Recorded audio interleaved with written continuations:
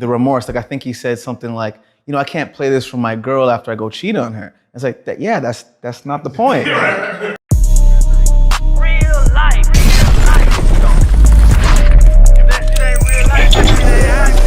ain't real life.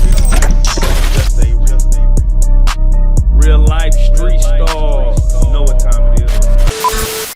I gotta ask about this, man, because again, I'm a huge Joe Budden fan. And actually, Joe Budden, when they play the Sleepers, is kind of how I learned about Division. They were kind of critical about the song, you know, and y'all kind of went back and forth. What is your take about his thoughts about the song? Wasn't necessarily, it didn't give him the vibe that you were going for, which was the, you know, the deeper meaning. I think that his critique of it was, I mean, everybody's entitled to their own opinion, so it's all good at the end of the day, and you know, it's all love. But I just think some of the things that he said about it were a little bit.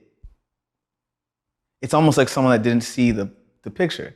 People are so used to getting things a certain way, right? And so people are assuming that when you give a cheating record, you're supposed to give the remorse. Like I think he said something like, you know, I can't play this for my girl after I go cheat on her. It's like, yeah, that's not the point. Didn't get it. Don't play it. This is not that song, you know? So I think that people sometimes are used to getting things a certain way. Yeah. And everybody jumped to a bunch of the whole internet jumped to a bunch of conclusions. Right. And then as the days went by, I started to see the same accounts that were tweeting start changing their tunes, and people turn and be like, actually on second listen, it's kind of catchy. And the third listen, oh no, this shit's a bop. And then, oh, you know what, I get what they're doing. I understand what, so I think it just takes a second. Right. And with anything new, it takes a second, right? I told Jermaine this before we even dropped the record. I said, yo, you don't realize this, but this has never happened, what we're about to put out. And he's like, what are you talking about? I'm like, I'm telling you, there is no song like this,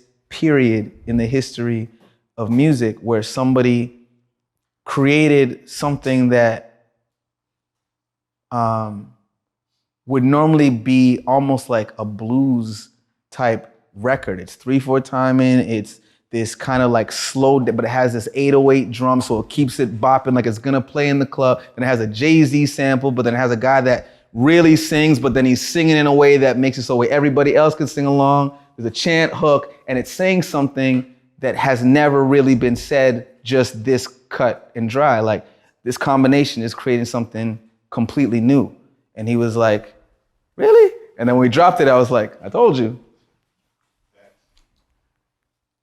Now, I know that you said Jermaine Dupri had a hand in helping create the song. Mm-hmm.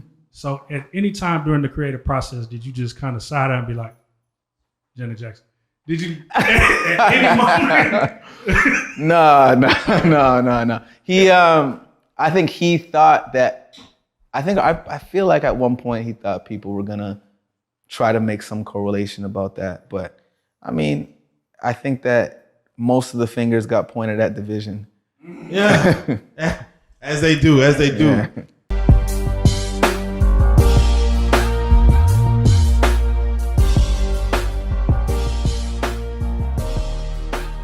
Shout out Reallyfe street stars, nigga.